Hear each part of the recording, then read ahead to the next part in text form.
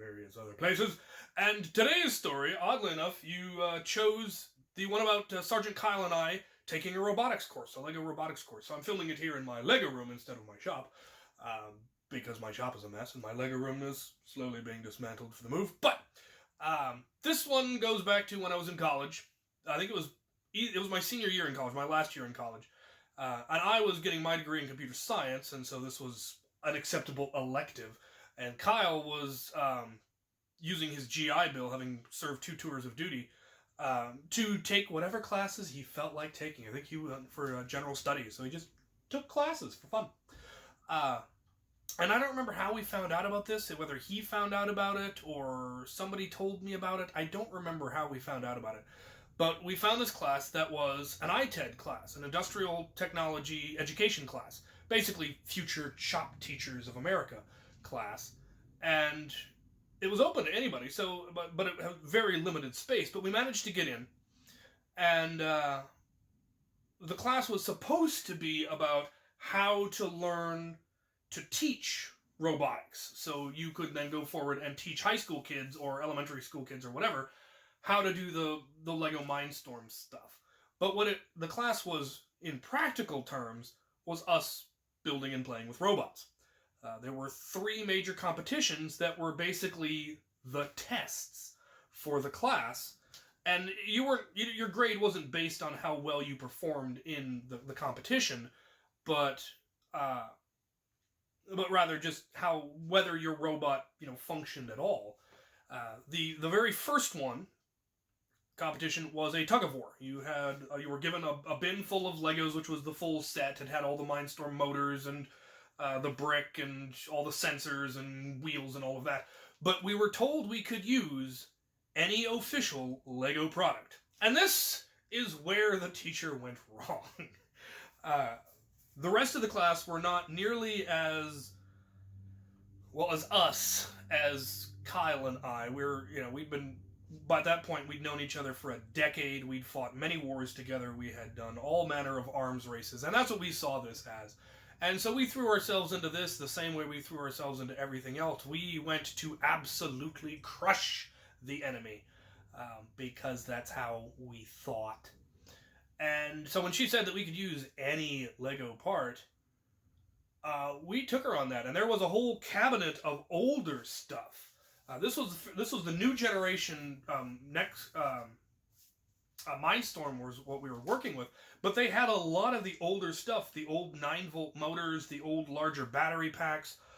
All of that was available, and so we used it, and we ended up building, our tug of war was a beast. Most of them, they had the battery pack, a motor, and wheels, and that was their tug of war bot. And against other tug-of-war bots built the same way, it was a neat competition, watching how some of them put the small wheels in front, others put large wheels in front, some of them with all large wheels. There was one team that went with a stationary robot that then had a winch that pulled you closer, which was a fairly innovative design. I think they took second place, actually. We went crazy. This was what ours looked like.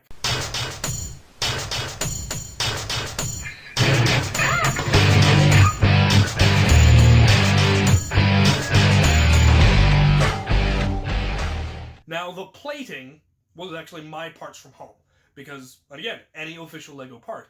But then we filled it with motors. Now, it only used 2 Mindstorm motors to actually power it, that we then massively geared down. The thing moved very, very slowly, but it weighed a ton. I think we had, 36 motors in it altogether. The old gray brick motors, as well as the turret is made almost entirely out of old battery packs that were full of batteries. So the thing probably weighed 15 pounds or something. It was ridiculous how much this thing weighed. And at one point, the class is kind of starting to get to the idea that maybe these guys are on a different scale than us. And also, theirs, had wheels. Ours had 8 sets of treads. So the entire bottom of it was pretty much tread. And then it weighed a ton. At one point, just to kind of let the futility of their actions sink in, we hooked up our robot to our entire tote full of Legos that we were given, of Lego bricks, and dragged it across the table. We then took, I think it was an 80-pound, no, it wasn't 80-pound, it was a 50-pound steel weight that was sitting on the floor, put it on the top of our robot, and it moved that slowly, and it groaned, but it went. So when we finally got to the competition, there was no competition. Watching the other, like I said, the other robots compete was actually fairly interesting, but ours was just so completely and utterly lopsided. It was ridiculous. Also, you know, we had the Imperial officer sitting in the top. We did play the Rage remix of the Imperial March before each one of our matches, and then we'd hit go, and it would just drag them as they flopped. The interesting one, and we we were kind of mean about it. The one that was a winch that just tried to drag you forward, we outmassed it by so much that it could not hope to pull us forward, and instead pulled itself forward. We didn't even bother to turn ours on. We just let them drag themselves across the line to us. I had considered making it even worse. We had the proximity sensor that when it detects that something was in a certain distance of it, it will activate whatever you want activated. And I was going to, instead of having the gun turret like the tank style on there, I was just going to have a big weighted arm that as soon as the enemy robot got within a certain distance, the arm would swing all the way around the robot and just slam it sideways and just obliterate it. But we decided that was just a little too mean, so we didn't do that. So that was round one, and they kind of discovered just how on a different scale we were playing. So they kind of tried to team up. Now that one actually we were short one tread. We needed one more tread to be able to complete it. And we asked one of the teams if they would let us use their tread, and at first they said no, and then they ended up coming to us the day of the competition and said, "We will give you the tread if you will program our robot. We can't get it to go." So it took me like a minute to program it to when button pushed, make motor go. There you go. And they pushed the button and the motor went. I was like, it goes the wrong way. Turn it around. Oh yeah. Anyway, the next competition was arguably the most complicated, and we were the only team that even managed to complete the course. You started on a platform, you then had to go down a slight ramp, drive across a box full of packing peanuts, and then go up a ramp on the far side. And we had a couple of designs in mind, and it ended up being a lot. We almost didn't succeed because the packing peanuts that she ended up using were much, much lighter than the ones that I tested with at home.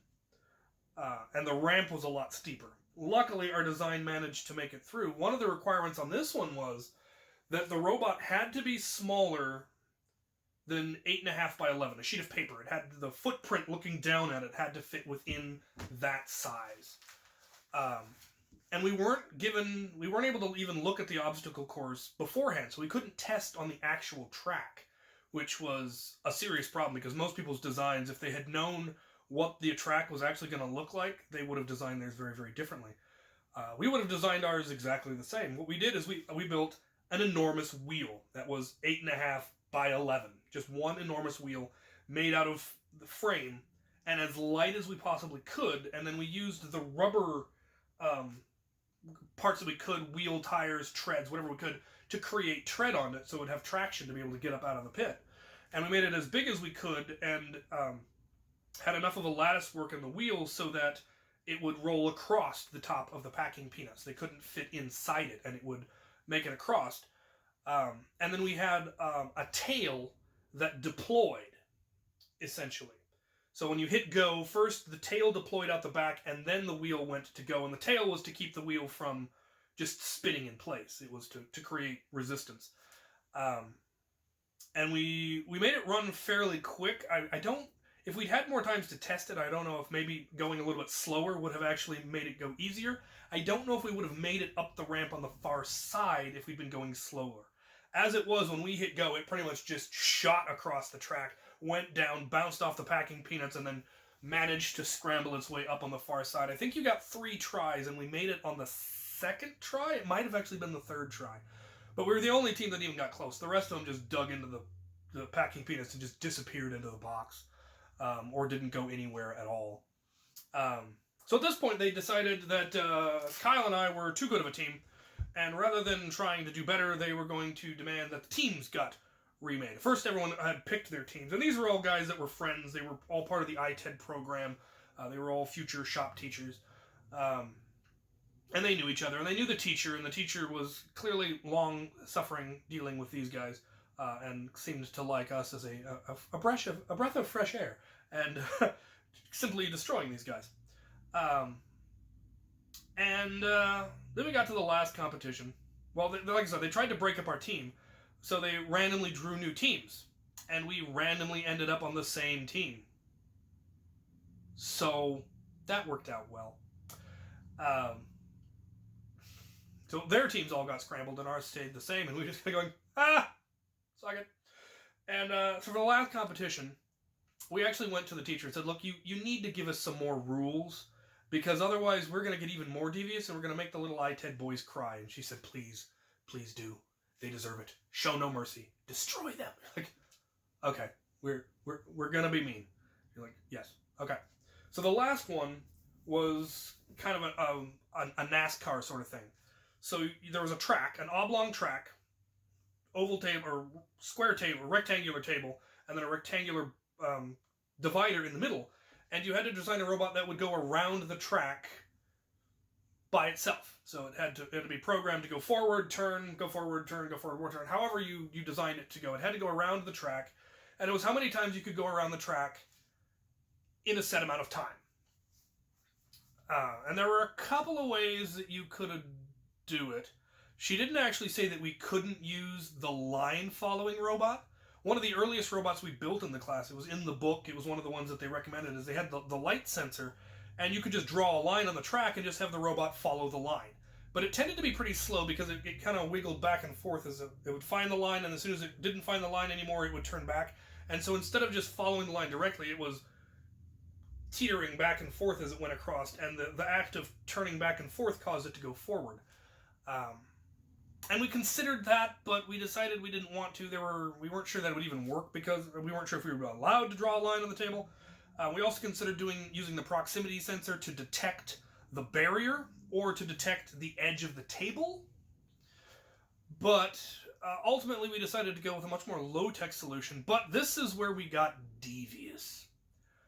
We knew that whatever we designed, the other teams were going to follow us, because they'd seen our previous designs work so well. So they were going to look and watch what we did. And so we very openly, very overtly demonstrated the least efficient design we could come up with, and tested it so that they could see us testing it. And so they all followed us. And then, of course, for the actual competition, we brought out our real design. So the design that we showed off was go forward a set amount of distance. So we tested it. Okay, it takes this many rotations of the wheel to get to this point. We then had it rotate, stop, rotate 90 degrees, because with the Mindstorm motors, it was fairly easy to go, okay, do this many rotations, and that'll get you to 90 degrees. Go forward until this distance, stop, rotate, go forward, stop, rotate, and so forth, in a big rectangle. The problem is depending on any number of variables, if you didn't make exactly a 90-degree turn, and you started getting slightly off, eventually your line would be so far off that you'd either drive into the barrier or drive off the edge of the table, either of which disqualified you. And if you could get it to be precise, but you would have to make it move very slowly. And this was a race. You wanted to do as many laps as you could in a minute. Whichever team had the most laps in a minute would win. So you wanted it to be fairly snappy. You didn't want it to get there, to go forward, stop, slowly turn so that it made exactly a 90-degree turn. And so they all programmed their robots, and they tested it, and okay, it works and it's good enough. And they were done. They waited for the competition. Meanwhile, we took some measurements of the table, and discovered that the width of the table and the length of the barrier in the middle were such that it was possible to do a circle around it. You didn't even have to do an oval. You could just do a circle. One thing that we did consider was going forward and then just doing a half circle turn. But again, you ran into the problem of it getting off out of sync. So we discovered we could just do a circle. If you put the robot at the very edge of the outer table, it could do a full circle around the barrier without falling off. And so that's what we programmed our robot to do. And we tested it after everyone had already left for the day, and the teacher saw us do it, and she just started laughing because she realized what we had done, that we had suckered these poor fools into doing a less efficient design. And we ended up going last, and we did that on purpose to, truly crush them. I think the most any other team got was 3. I think they got 3. There might have been one that got 4 before their robots got out of alignment and either hit the barrier or fell off the table. And then we set up ours, put it on there, hit it, and hit go, and it was going at about this speed. So 1, 2, 3, 4 for a minute. I don't even remember. I think we finally called it at like 29, which was an order of magnitude ahead of the next team.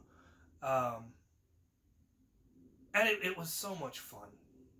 I don't have pictures of the second 2 robots, unfortunately. Only got pictures of the tank. But we had a lot of fun. At the end of it, we were informed that the old Lego parts that were in the cabinet needed to go away. They didn't want them anymore. For whatever reason,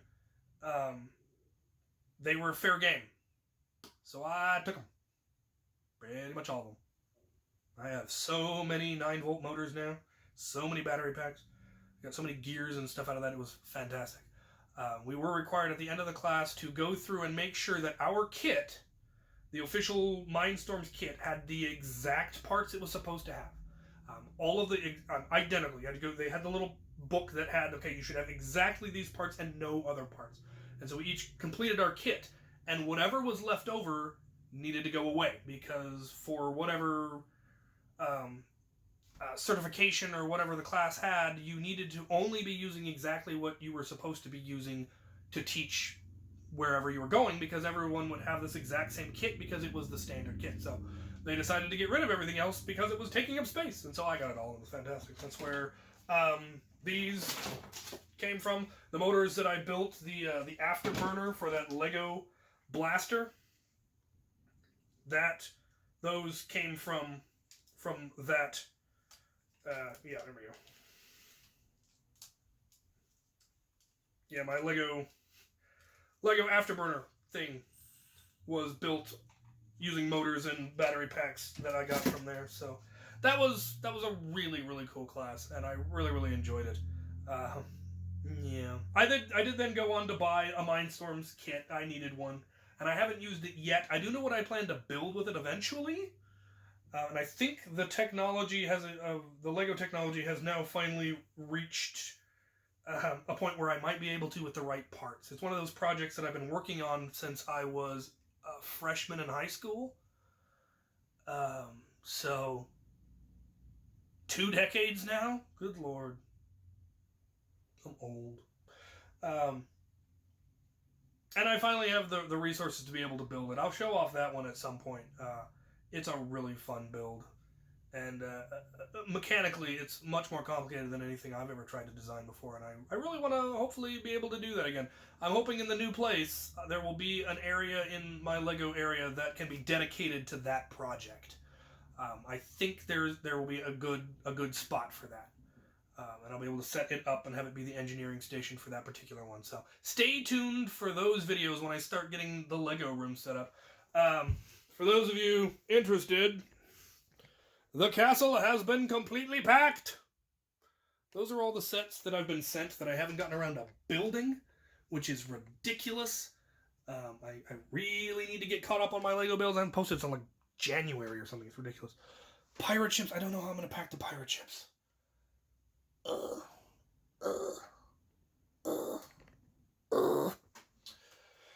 Oh, and then these, fortunately, this is all pretty much packed. Just put tape across the front so they don't fall open, and then away we go. So, yeah, I'm going to go start that process. Need to go pick up the trailer, and probably need to do 2 or 3 more loads, trailer loads. I'm going to do one tomorrow morning, do one Sunday morning, and then one Tuesday morning. And that should be the final push to get me out of here. Getting set up there is going to be a whole different business. Because there's so much I still need to do. I need to get the shipping container to be the storage area. Renovations on the downstairs of the house still need to be done. Luckily, I have that... what will eventually be the bunkhouse. Doesn't have a bathroom, though. The house bathroom is still functional. But I'm going to be using my camp shower until we get the shower built in the new place. So, going to be slightly roughing it. Only slightly. First world roughing it, as it were. And, yeah. But I will hopefully get a tour of that place of its current state. I want to do a video of here's what it looks like now, so that when I do the video of here is what it has become, it'll look that much better. Anyway, stories for next time. Still need to cover Afterworlds, to the first Afterworlds that we were at, where the crew went to Afterworlds for the first time. By the time this video comes out, or by the time this the next story time comes up, I will have been to both End War and West vs. Zombies. So I'm going to go ahead and make those the other 2 options. So either Afterworlds, West vs. Zombies, or End War. Let me know what story you would like to hear from those. Survey will be down in the description. And as always, thank you for watching.